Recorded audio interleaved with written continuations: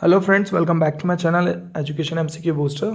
ये general science का part 2 है। इंपॉर्टेंट क्वेश्चंस है सारे के सारे जो एग्जाम में पूछे गए हैं, उन्हीं को कवर किया है। ठीक है, सो एसीसी कैंडिडेट जितने भी हैं उनके लिए बहुत ज़्यादा इंपॉर्टेंट रहेगी ये वीडियो। फर्स्ट पार्ट भी जाके देखिए जो न्यू है। So first question is which of the following is technique is use to find the depth of sea. So कौन सी टेक्निक यूज़ की जाती है सी की डेप्थ को फाइंड करने के लिए। सो इसका राइट आंसर हो जाएगा ऑप्शन बी, सोनार। ठीक है, सो एक चीज़ मैं आपको बता देता हूँ, एसीसी का जो क्वेश्चन पेपर का पैटर्न है वो इस तरह है कि क्वेश्चन सेम होते हैं, बस उसमें हर बार कुछ ना कुछ न्यू चीज़ इम्प्लीमेंट की जाती है या फिर उसको घुमा के पूछा जाता है। ऑलराइट, सो इसी के बारे में मैं कुछ की पॉइंट्स बता देता हूँ, वो ध्यान में रखना आप। सोनार की फुल फॉर्म पूछते हैं। सो इसकी फुल फॉर्म है साउंड नेविगेशन एंड रेंजिंग। और सोनार जो है वो बेस किसके ऊपर है, प्रिंसिपल ऑफ इको के। इतनी चीज़ आप ध्यान रखना। एक और चीज़ है जो एग्जाम में पूछी जाती है, रडार। ठीक है, ऑप्शन जो है ए है रडार। रडार जो है एक डिटेक्शन सिस्टम है जो कि यूज़ करता है रेडियो वेव्स। ठीक है, to find out the distance, angle and velocity of objects. Alright, और जो रडार है इसको यूज़ किया जाता है डिटेक्ट करने के लिए, मतलब aircraft, ship, spacecraft, guided missile, motor vehicles, weather formation and terrains. इतनी चीज़ें आप याद रखना किस लिए यूज़ किया जाता है इसका। ठीक है, और कौन सी वेव यूज़ की जाती है। तीसरी चीज़ ये है कि रडार की फुल फॉर्म भी पूछी जाती है। सो रडार की फुल फॉर्म है रेडियो डिटेक्शन एंड रेंजिंग। इतनी सारी बातें आप ध्यान रखना। नेक्स्ट क्वेश्चन देखते हैं।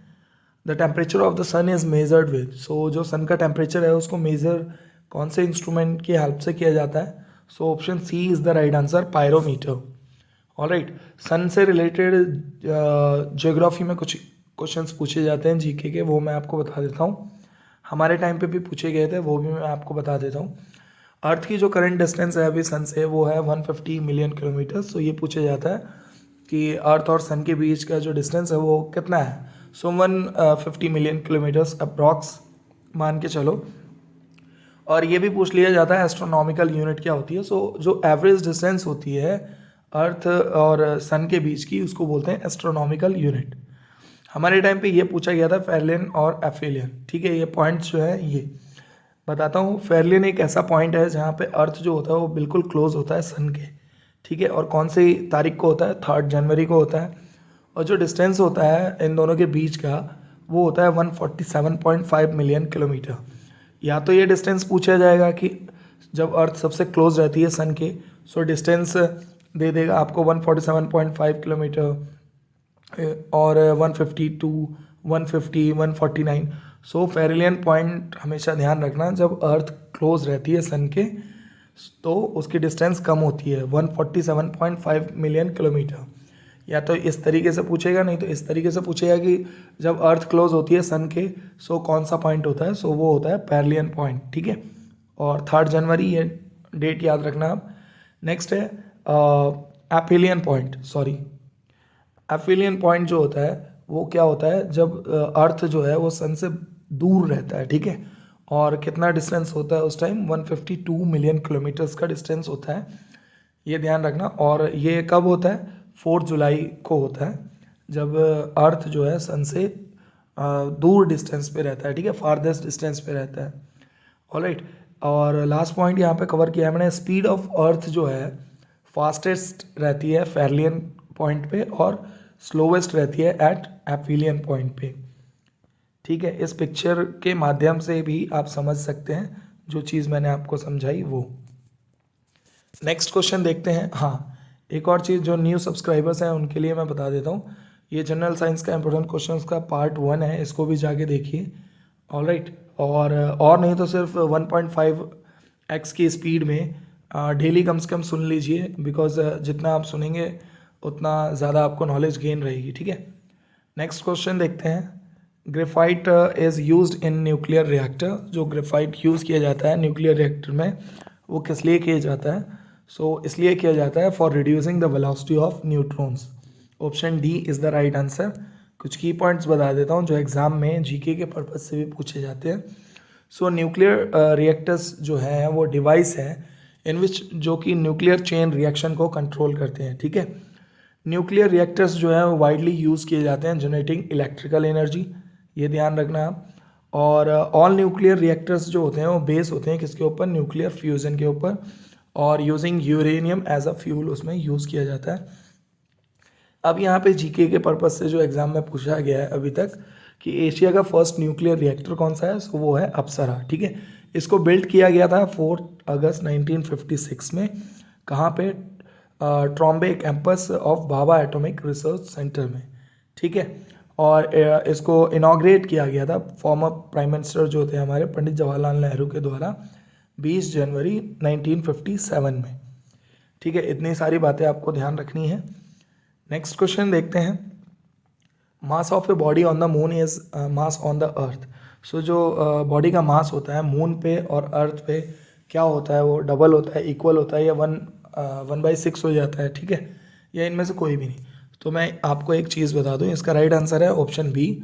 और क्यों है, बिकॉज जो मास बॉडी का मास होता है वो चाहे अर्थ हो चाहे मून हो, दोनों पे बॉडी का मास सेम रहेगा। ठीक है, जैसे कि आपको यहाँ पे पिक्चर में देखने को मिल रहा है, मास जो है 120 kg है किस पे, अर्थ पे, एंड मास जो है मून पे वो भी 120 kg है।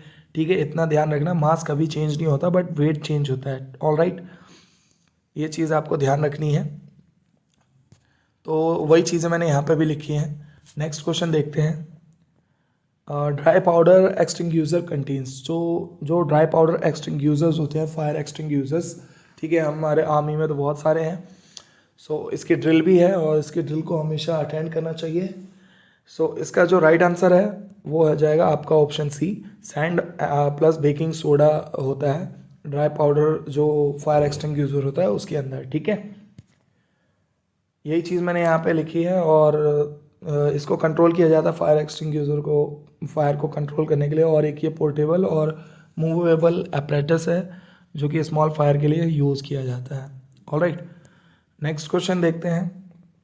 इस क्वेश्चन से पहले मैं आपको एक क्वेश्चन पूछना चाहूँगा कि यार अभी एग्ज़ाम नज़दीक आ रहे हैं, तो मैंने ये सोचा कि जितने भी प्रीवियस ईयर्स के क्वेश्चन पेपर्स हैं, सो फर्स्ट हम ह्यूमैनिटी के जितने भी क्वेश्चंस हैं, जैसे 2017 से लेके और 2022 तक के जितने भी ह्यूमैनिटीज़ के क्वेश्चन आ चुके हैं पेपर में, तो डायरेक्टली मैं क्वेश्चन पेपर ही डिस्कस करूँगा इस डिस्प्ले के ऊपर और उसके आंसर बताऊँगा। बिकॉज इसका एक फ़ायदा ये होगा क्योंकि एसीसी के जो क्वेश्चन पैटर्न है कि क्वेश्चन ना हमेशा रिपीट होते हैं। ठीक है, अगर उसमें से मान लीजिए कि अगर 150 में से अगर 25 से लेके 35 क्वेश्चन भी अगर आते हैं 2017 से लेके अभी तक के क्वेश्चन पेपर्स में से, तो आपके लिए बहुत ज़्यादा बेनिफिशियल रहेगा। तो 1 बाय 1 करेंगे, मैथमेटिक्स के करेंगे और ह्यूमैनिटीज़ के करेंगे, जनरल नॉलेज के करेंगे। ठीक है, और कुछ मैं आपको वो भी बता दूंगा रीजनिंग के क्वेश्चंस। तो आप मुझे कमेंट बॉक्स में बताना ये आइडिया कैसा है। अगर आप लोगों के कमेंट सही आए तो फिर हम लोग यही करेंगे। एंड मैंने टेलीग्राम पे भी ये वोट डाला है, देखते हैं कितने लोगों का रिएक्शन आता है। तो चलिए क्वेश्चन पे चलते हैं। ठीक है, ग्रेफाइट है क्या चीज़। सो ग्रेफाइट जो है वो है एक नॉन मेटल। क्यों है वो मैं आपको बता देता हूँ। बिकॉज एक चीज़ और, ग्रेफाइट का जो कलर होता है वो ग्रेइश ब्लैक होता है और ग्रेफाइट जो होता है ओपेक सब्सटेंस है, ये ध्यान रखना है आपको। और वी ऑल्सो नो दैट कि नॉन मेटल जो है वो फ्रेजाइल होता है and we cannot make them into the sheets, उसकी शीट्स नहीं बना सकते हम। ठीक है, ग्रेफाइट की। और ये जो है पुअर कंडक्टर ऑफ हीट है और इलेक्ट्रिसिटी है, ये आपको एग्ज़ाम में पूछा जाता है। ठीक है, ऑप्शन में। और ये है कि वी नो द ग्रेफाइट जो है एक कार्बन का एलोट्रोप है और कार्बन जो होता है वो नॉन मेटल होता है। सो ग्रेफाइट भी जो है वो नॉन मेटल ही है। नेक्स्ट क्वेश्चन देखते हैं। What are the different physical forms in which an element can exist call. So इसका जो राइट आंसर है, ये एग्जाम में पूछा गया है। सो इसका राइट आंसर है ऑप्शन डी, एलोट्रॉप्स। ठीक है, एलोट्रॉप्स जो है एक फिजिकल फॉर्म है, डिफरेंट फिजिकल फॉर्म है एलिमेंट की कैन जो कि एग्जिट करता है। ठीक है, यही चीज़ मैंने यहाँ पे भी लिखी है कि some of chemical elements have the properties to exist in 2 or more different forms in the physical states. ठीक है, नेक्स्ट क्वेश्चन देखते हैं। ये भी एग्जाम में पूछा गया है कि most dash compounds are called limes. So इनमें से किसको कौन सा कंपाउंड है जिसको लाइम कहा जाता है? सो इसका राइट आंसर है ऑप्शन बी, कैल्शियम। ठीक है, और क्यों है वो बता देता हूँ, जो कि एग्ज़ाम के पर्पज़ से इम्पॉर्टेंट है। लाइमस्टोन को कैल्शियम कार्बोनेट भी कहा जाता है, और लाइमस्टोन जो है एक सेडिमेंट्री रॉक है जो कि कंसिस्ट करता है वेरियस टाइप के मतलब crystalline forms of calcium carbonate. ठीक है, जैसे कि सच एज कैल्सीट और एर्गोनाइट। और लाइम जो है वो प्रोवाइड करता है मतलब रिलीफ देता है एवरी डिजीज़ जो भी मतलब बोन से रिलेटेड है, बोन पेन से उन उसके लिए। और if the bone is broken, so the strength to add the broken bone is the highest in lime. ये चीज़ ध्यान रखनी है आपको। और लाइम जो है क्योर करता है, हम उस बचाता है 70 टाइप के डिजीज़ से। जैसे कि मैं आपको बता देता हूँ कुछ, jaundice, anaemia, prescription related to lime have been reported. Alright, next question देखते हैं। ये भी क्वेश्चन पूछा गया है पेपर में। Naturally occurring acids present in tamarind is. So इसका जो राइट आंसर है वो है ऑप्शन सी, टार्ट्रिक एसिड। ठीक है, टार्ट्रिक एसिड जो है नेचुरली अकरिंग एसिड प्रेजेंट होता है टैमारिंड में। तो मैं कुछ की पॉइंट्स बता देता हूँ। टार्ट्रिक एसिड जो है एक ऑर्गेनिक एसिड है जो कि वाइट एंड क्रिस्टलाइन होता है, और it is a found naturally in many fruits like जैसे ग्रेप्स हो गया, बनाना हो गया, टामारिंड हो गया। ऑलराइट, और it helps to absorb minerals in the body. ये हेल्प करता है मिनरल्स को ऑब्जॉर्ब करने में हमारी बॉडी में। और it is also helpful for controlling problems related to gases in the body. ठीक है, सो ये और भी हेल्प करता है, कंट्रोल करता है प्रॉब्लम्स जितनी भी रिलेटेड है हमारी गैस से, उससे। ठीक है, सो नेक्स्ट क्वेश्चन देख लेते हैं। Soaps are formed by saponification of. So soaps जो फॉर्म होते हैं सपोनिफिकेशन की हेल्प से द्वारा, सो उसमें क्या होता है? उसमें होता है option C is the right answer, simple ester. ठीक है, soaps are formed by the saponification of simple esters. और सोप जो होता है मैन्युफैक्चर किया जाता है with the help of animal fats और कास्टिक सोडा की हेल्प से। ठीक है, और सोप जो है एक लॉन्ग चेन है फैटी एसिड्स का, मतलब सोडियम एंड पोटेशियम सॉल्ट्स का। ऑलराइट, नेक्स्ट क्वेश्चन देखते हैं। Theory of relativity is given by. So जो थ्योरी दी थी रिलेटिविटी की, किसके द्वारा दी गई?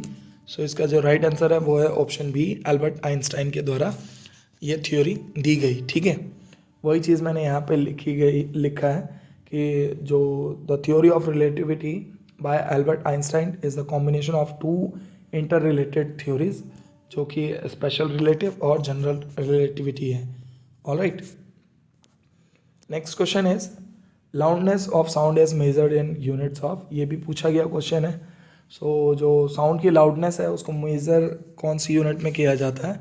So option A is the right answer, decibel unit में किया जाता है। ठीक है, कुछ बता देता हूँ इसी के बारे में। Intensity of the noise is expressed as a decibel.